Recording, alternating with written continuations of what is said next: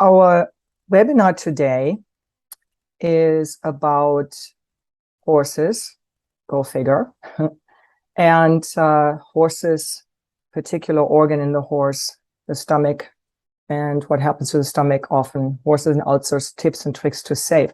Now, what I will present to you today is information you probably have never heard anywhere else. And our information on the web is highly patronized by commerce. The cure is in the medicine. No, I'm sorry, the money is in the medicine. The money is not in the cure. And especially the money is not in preventative management.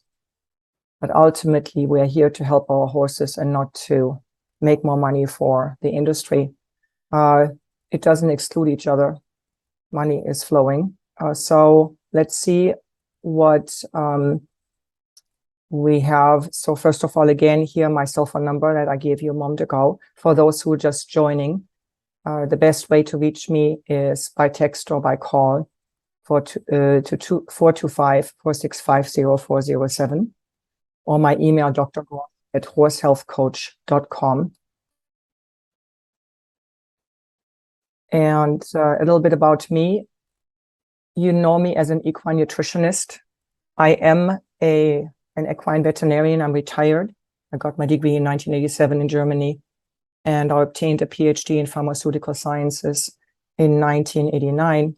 And how does this here give you value in what I do? Often when we work with the health of our horses, we ask an expert.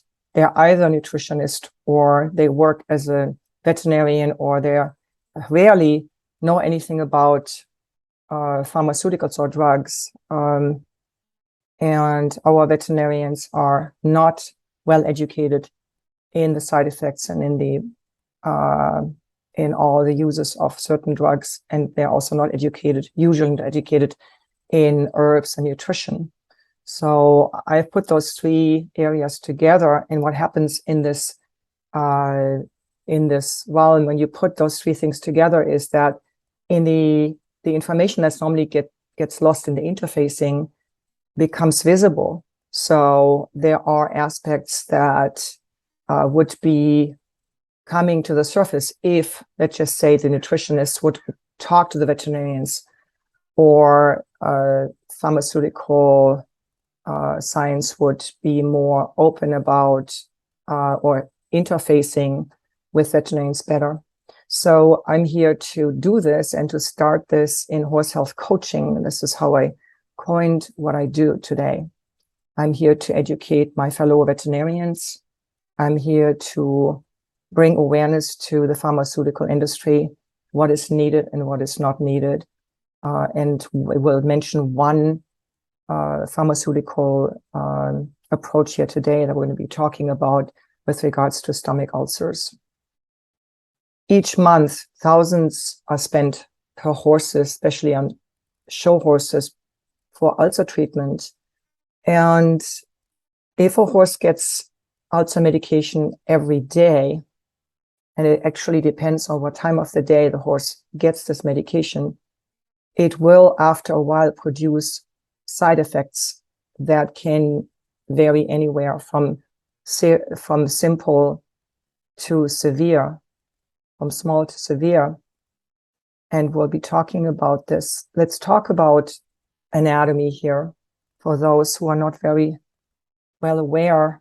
So this is a drawing of a horse, and we'll be focusing today on the stomach.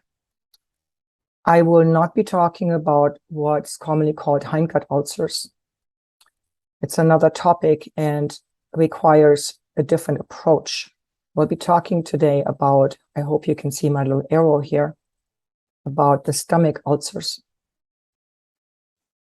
And one most important point I want to get across to you today is that ulcers are present in the stomach, in the horse's stomach. Normally, in a normal, healthy stomach, they are there all the time, because the stomach acid that is produced here in the so-called gastric gland area does not know the difference in digestion, what to digest, if it should digest the food or the stomach wall. So imagine that there is no intelligence in a liquid. So the stomach acid will digest or will attack, if you so will, or will help digesting anything that there is. So naturally, there will be micro-ulcers from exposure to stomach acid all the time.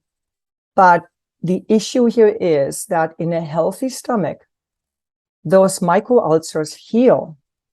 There's ulcers, spotted ulcers, and they heal in a certain time period. They usually heal within a week. The whole stomach liner is completely newly replaced with new stomach cells, with mucous membrane cells. It's the inside liner of the stomach.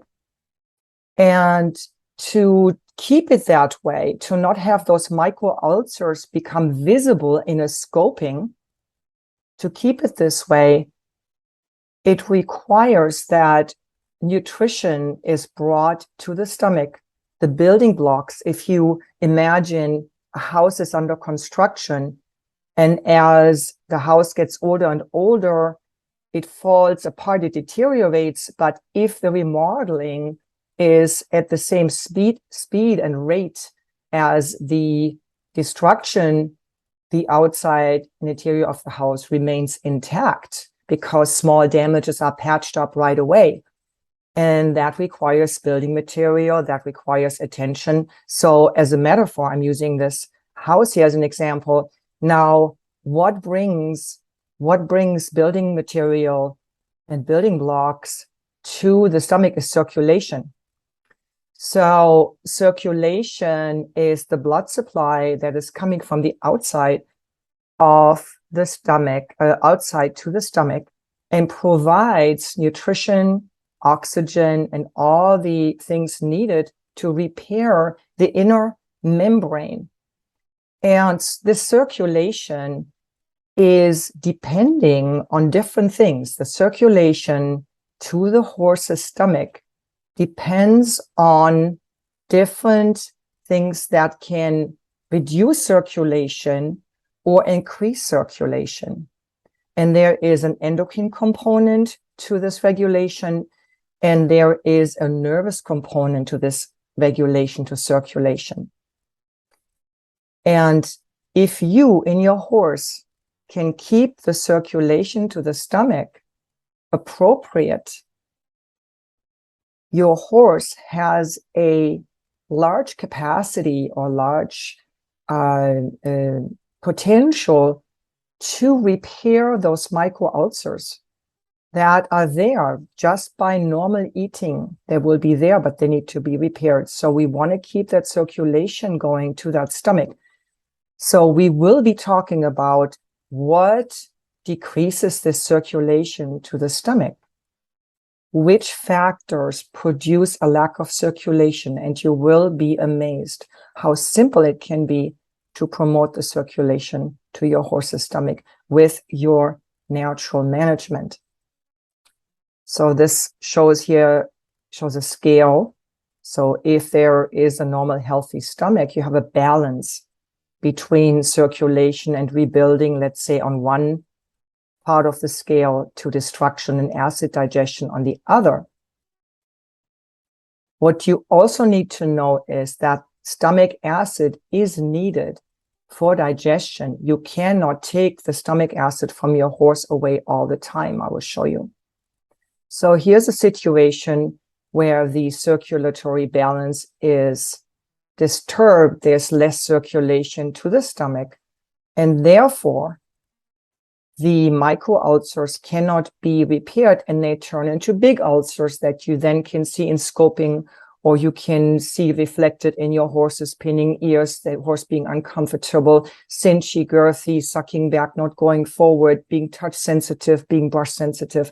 All these signs that show us that the horse is at unease or in pain.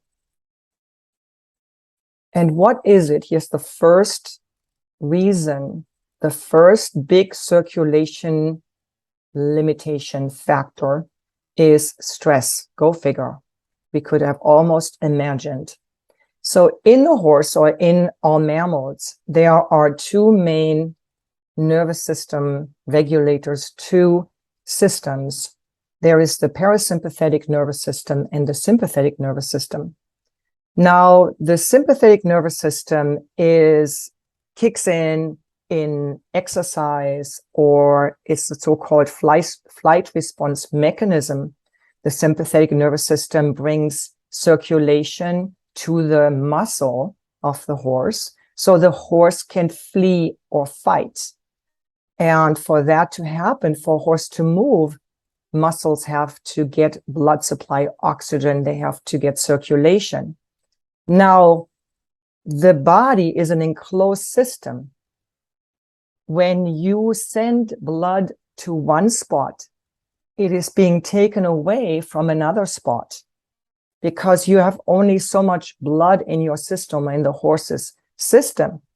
So the sympathetic nervous system will drive and open capillaries to the muscle of the horse so the horse can survive and run away. And in the horse's brain is 50 million years old. The horse has only been domesticated for 5,000 years. Evolution has not adapted the horse's brain to domestication for the horse. The saber-toothed tiger still exists, whether it looks like an umbrella or a plastic tarp that flies up. In the horse's brain, those threats still exist. The horse doesn't understand that it should be relatively safe in a stall. In the horse's brain, in the horse's nervous system, these flight responses still are very quick to be activated. So anything that stresses the horse, and I'm not talking about plastic tarps only, I'm not talking about show noise, about noises, I'm talking also about nutritional stress or stress from just having a barn buddy move away or something. Horses are social animals, from disturbing their naturally perceived hierarchy in a herd or in the neighborhood.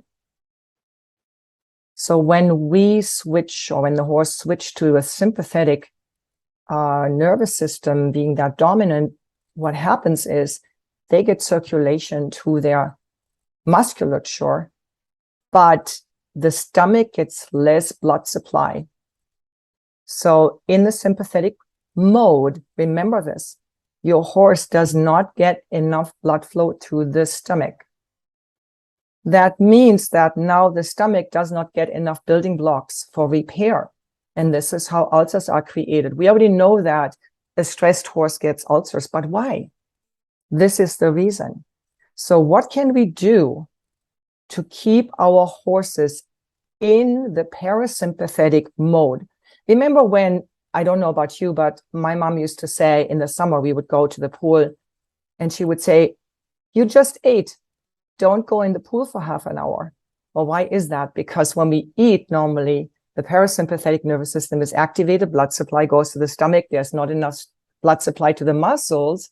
So that means if we go swimming and exhaust ourselves, we might get a muscle cramp because there's not enough circulation. It's the other way around, right? So after we eat, we're in the parasympathetic dominant mode. Of course, when we exercise a horse, we want them to be in the sympathetic nervous system. And this might produce a question, and I'm going to answer this right here. So some people want to feed their horse something before they get on. That's fine. I actually encourage that. If you want to feed your horse a handful of alfalfa or another stomach buffer, that will actually neutralize the stomach acid for the duration of the ride. Stomach passage is only 20 minutes. By the time, if your horse is in the cross ties, or when you tack up, if you feed him there, her or him, you get on, you warm him up. Stomach passage of all food is only 20 minutes. It's very quick. So by the time your horse is in the required to be in sympathetic mode, the food has already left the stomach. If you don't give more, I would say, yeah, how much, what's the weight? Half a pound, a pound. Don't give your horse a big meal before a big ride or an hour of arena work. So I already brought up this question here. You need to know how to keep your horse in parasympathetic mode naturally. The question is then ultimately, what makes a relaxed horse? Now, we all have this imagine in our mind that Mustangs are grazing all day long, right? So we have this myth going around. In my mind, it's a myth. A horse has to graze all day long, otherwise they get an ulcer. If that would be the case, any horse that's free-fed would not have an ulcer, but that's not true. They do. So there's other factors that produce stomach ulcers. So we have a few horses here. Those pictures are taken in near Reno, Nevada. Look at those pictures. What they do all day is they run around and look where they graze. This ideal of a green pasture, you know, that they're standing there all day with the head down, that's a fantasy. Mostly they run around and fight their social hierarchy, you know, over here. And see that little guy jumping over those rocks? So what makes a relaxed horse? So, of course, as a nutritionist, from my 3 value areas here, let's talk about nutrition. If your horse does not have a balanced nutrition, your horse's body will be stressed. And there are scientists that say that ulcers, 2 main reasons nutrition for creating of ulcers is the lack of bioavailable protein of amino acids and salt, loose salt. I have a presentation on YouTube. It's a half-an-hour webinar I did a while ago, and it will explain all those individual components for a balanced economical feed program.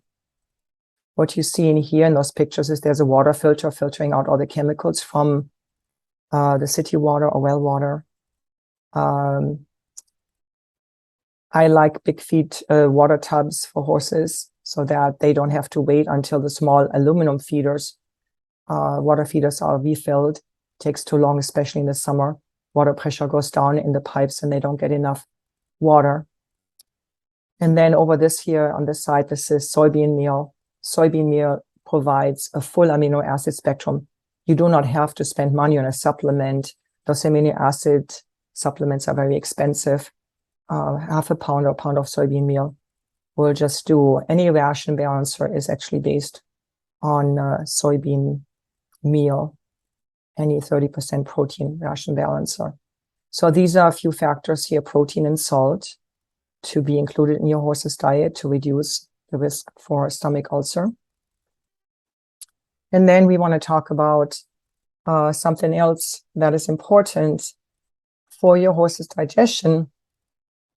And I cannot emphasize this often enough. Your horse, or a horse, any horse, does not have natural enzymes. There is no organ in the horse's body that makes enough enzymes to digest all the dried and processed stuff we are feeding them. And why is that? Again, we're coming back to how old this species is, and that the horse has only been domesticated for 5,000 years, and the 50 million year old species has been relying for 50 million years minus 5,000 years on green, fresh nutrients in nature. And these enzymes are naturally in fresh nutrition. Pineapples have pineapple enzyme. I'm using a few famous examples here. Apples have apple enzyme. Grass has grass enzymes. And any enzyme, when you read it on a label, has to end in ase. So whenever you read something, lipase, amylase, protease, these are enzymes. And what happens in processed feed is those enzymes are protein structures within themselves, they are very unstable. It's kind of like when you boil an egg, it changes structure, right? You go from a raw egg to a hard-boiled egg. The enzyme, if you dry grass and make it hay, the enzymes die. If you pellet a feed and you send it through a process, the enzymes die. And we have specific glands in the horse that are digestive glands. We have the parotid gland in the throat area of the horse here. Watch my little browser here, my little mouse. But that parotid gland only makes bicarbonate to buffer the stomach acid. There is no enzymes coming from this gland. Then we have stomach acid in the stomach. We have some pancreatic enzymes, but again, these enzymes are not enough to digest the food. So what I recommend is that you find a supplement that has those enzymes in it that enable digestion in the foregut, and that will help reducing stomach acid release.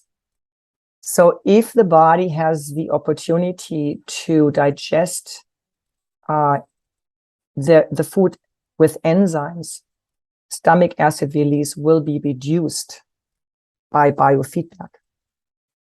Now, the hindguts, everybody knows what probiotics are. We'll not go deeper into this here. Probiotics are needed for the hindgut. Enzymes are needed for the foregut. And enzymes will make your food for the horse bioavailable.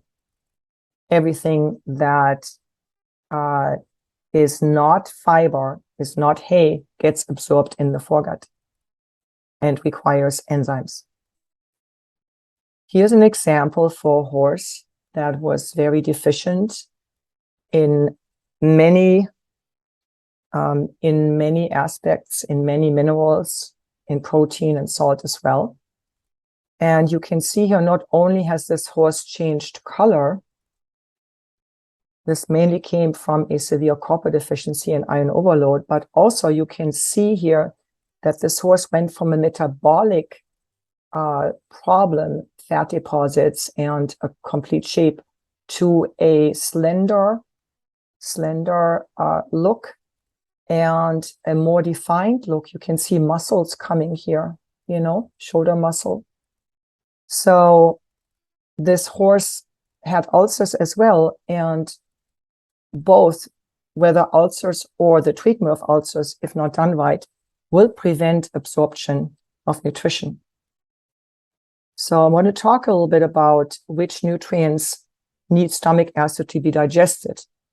Now, here's the second big message for you. The first one was you have to have circulation to your horse's stomach, and you have to produce a relaxed horse.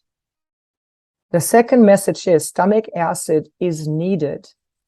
If you give your horse ulcer medication every day, there will be no stomach acid to digest those nutrients, and they will not be absorbed. They go out with the poop, and you produce very expensive manure, and your horse just falls apart. A lot of show horses that I see, I can tell which of those horses are continuously on stomach medication, on Omeprazole, aka GastroGuard. So we'll be talking about timing here in a second. I know what a few of you are thinking. We'll talk about the timing. Anything that you see here, carbohydrates, as in, let me give you some examples. Any senior feed has carbohydrates as well. Any low starch feed has carbohydrates.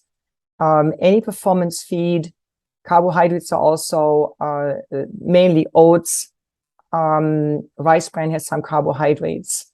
Any feed that you give in the bucket. Protein is alfalfa leaves, soybean meal, ration balancers, some protein from the hay, and the horse needs protein for muscle growth. Horses that are deficient in protein have no top line. They have lack of muscle development. Fat is needed for health. And oh, by the way, let's go back to protein. All enzymes in the body are protein structures. Any process that happens in the body requires protein. Let's go to fat. We all know omega fatty acids.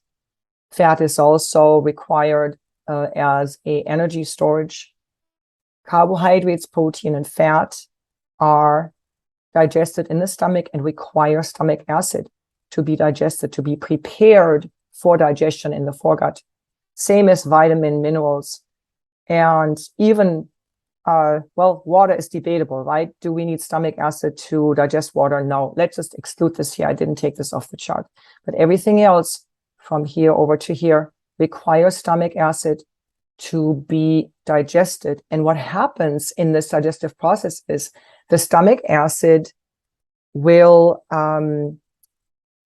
initiate a contraction of the stomach. The stomach is a muscle.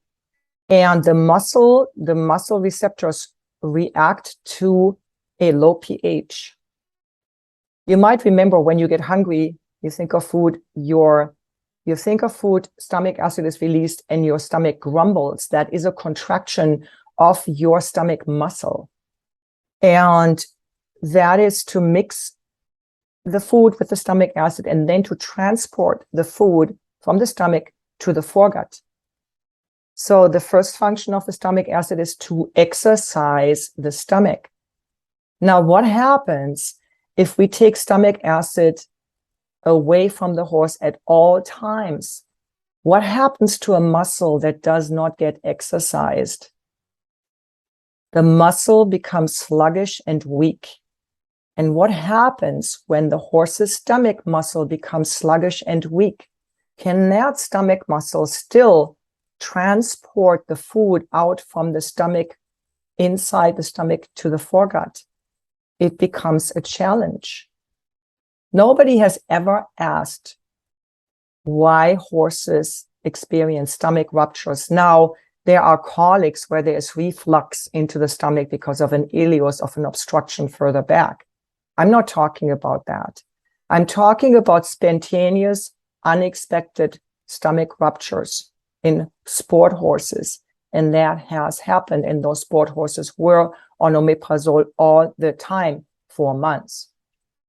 So my humble theory is that the permanent application, the daily application of a stomach acid inhibitor produced a weak stomach and led ultimately to a stomach overload and stomach rupture. Food for thought.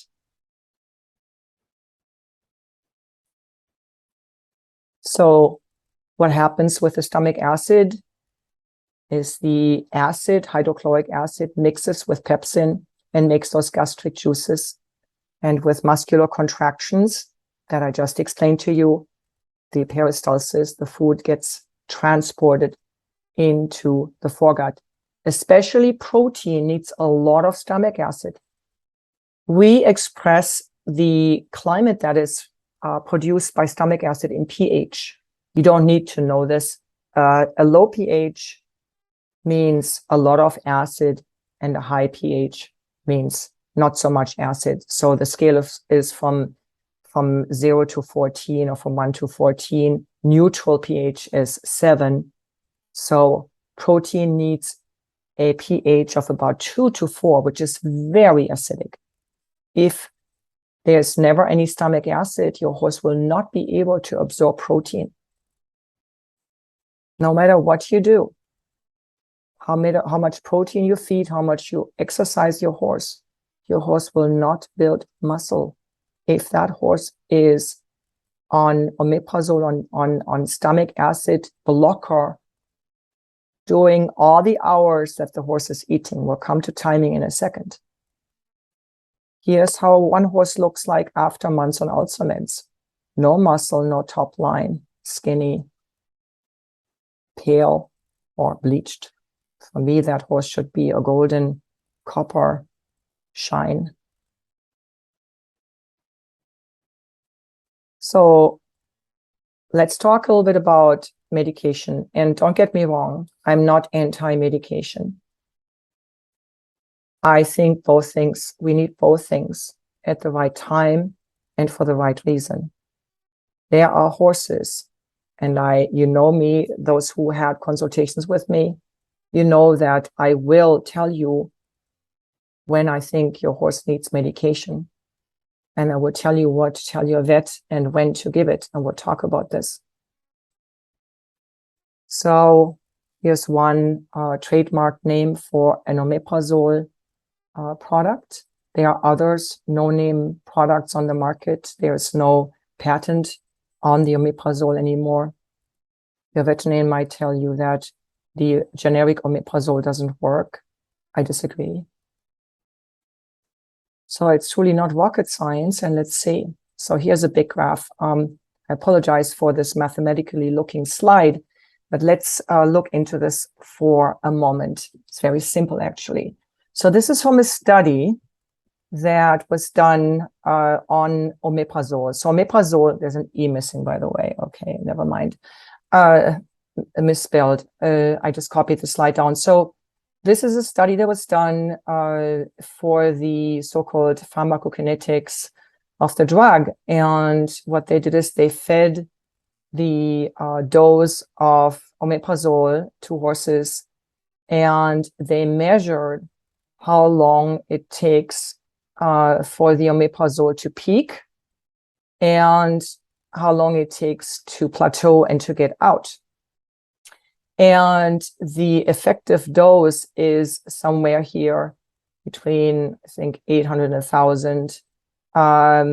So you can tell for us here in this presentation, what's important is the timeline.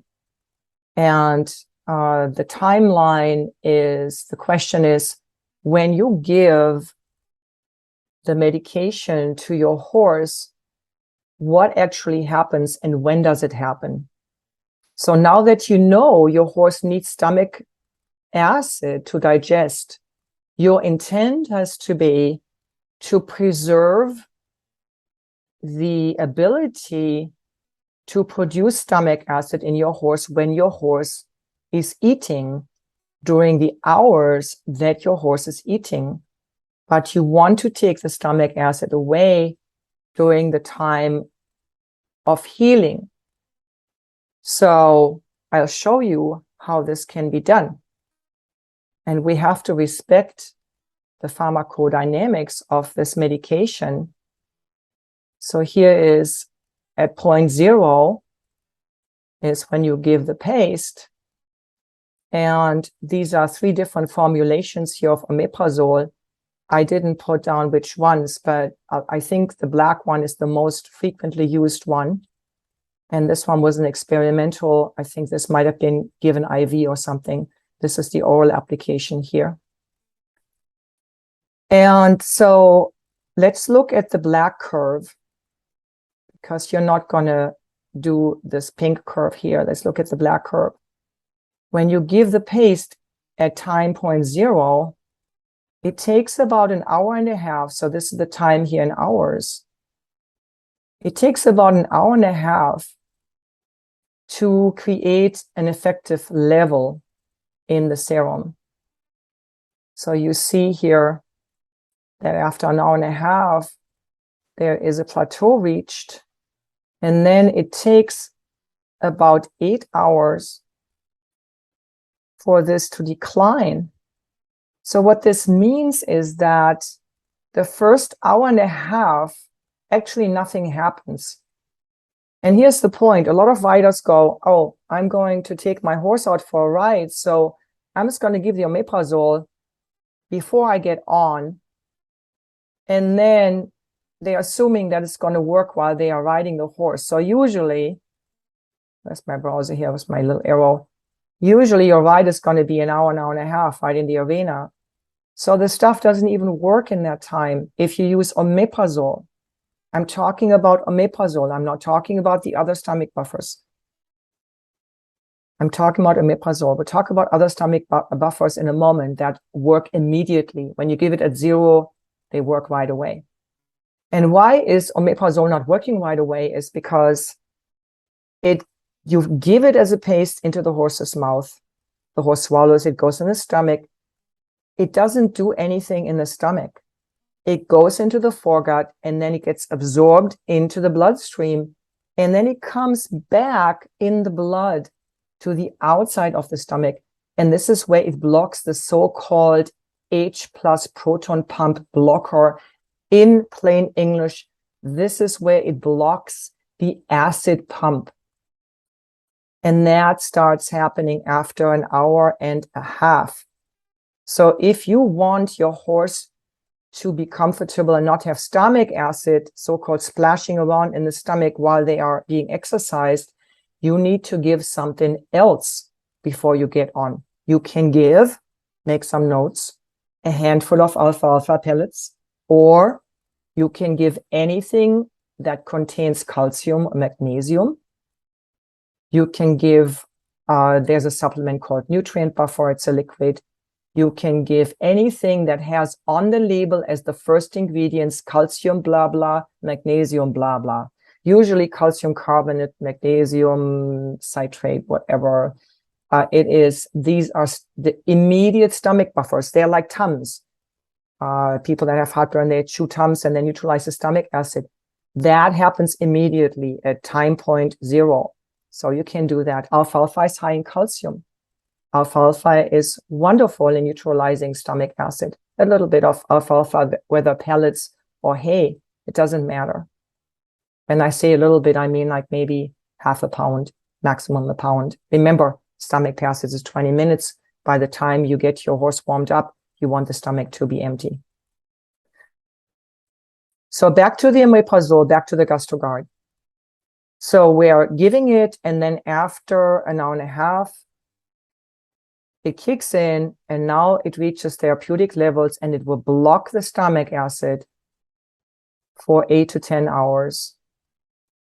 And during that time, no protein, no carbs, no fat, no vitamins, no supplements will be digested and absorbed. So you're wasting all the food that you're giving your horse if you give the Omeprazole in the morning, or from whatever time you give it. If you give it at noon, you bet from 2 o'clock on for the rest until plus 10 hours, 14, that's like midnight or something, there's no absorption. So what shall we do? What you do is simple. And all my clients know this. You give the Omeprazole at night after your horse has eaten throughout the day, has gotten his or her rice bran, ration balance or supplements, and then you give it overnight. The most frequently asked question here is, oh, what about the hay? You can give grass hay, Timothy, Bermuda, orchard, because that gets digested in the hindgut. Hay does not need any stomach acid to be digested because it goes undigested through the stomach, and then it gets digested in the hindgut. So your horse can munch throughout the night on a free feed or hay net or whatever. It doesn't matter. But you want to be done with all the bucket food, even with alfalfa, because of the protein in the alfalfa. So for the duration of your treatment with Omeprazole, you want to make sure maybe switch the evening alfalfa to daytime and give hay at night, grass hay. Again, any questions, please text me to the number I gave you, 425-465-0407, or send me an email, because we don't have a Q&A here today. So give it after or with dinner. Now, how far after? You already learned just now that it takes about a good 2 hours, some products 1.5 hours to kick in. So you can even mix the Omeprazole granules or the Omeprazole tablet or the Omeprazole paste into the food if your horse is hard to syringe. I always prefer to know for sure my horse gets all the medication, because it needs to be given in a bolus, in one time. It doesn't work if you mix it into the food and your horse takes all night to eat it, or, all evening. It doesn't work this way, because you have to create a pharmaceutical peak. You have to create the potency level. to get to that reduced stomach acid. So you have to make sure that your horse eats it within, I would say, 15, 20 minutes. The whole medication has to be in the horse. If you're unsure, your horse doesn't like it, maybe choose to give the paste. I think this is it. Where are we in timing? So I do not practice veterinary medicine. I can look and give you a consultation as a second opinion. I will not prescribe medication. I can tell you about the side effects. This whole presentation is educational only. And I'm here as your coach and educator to give you objective knowledge so that you can make the best decisions for your horse. I'm also here for the industry to answer questions. I'm here for veterinarians to answer questions to my best capacity. This is not to create separation. This is to create and unify a community that works on your horse, around your horse.